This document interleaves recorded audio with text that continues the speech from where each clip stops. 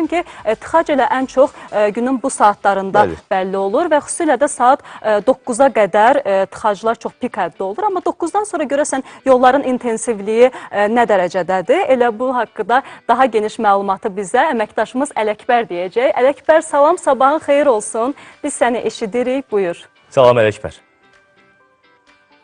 Hər vaxtınız xeyir olsun, hər bir kəs salamlayıram. Bütün Azərbaycan televiziyasını izləyən tamaşaçıları salamlayır. Gününüz xoş geçsin deyirəm. Biz hazırda sizə yollarda olan son vəziyyəti diqqətinizə çatdırırıq və mənim hazırda dayandığım yer Bakı-Sumqayıt şosesidir. 20 yanvar istiqamətində hazırda sıxlıq müşahidə olunur, amma əks istiqamətdə isə avtomobillərin rahat hərəkətini görmək mümkündür və mən sizə şəhərin digər istiqamətində olan yolları göstərmək istəyirəm.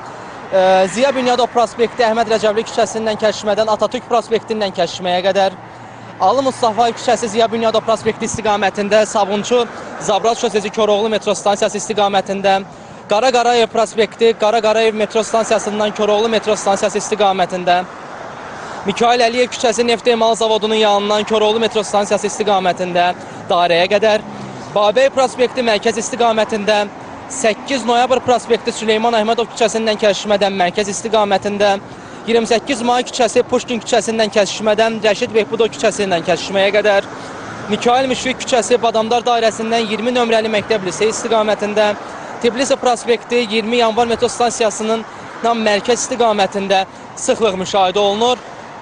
Son məlumatlar bundan ibarətdir. Hazırda yollarda olan vəziyyət barəsində sizə son məlumatları çatdırdıq. Bizdən bu qədər. Buyurun, söz sizdədir. Təşəkkürlər Ələkbər, minnətdarıq.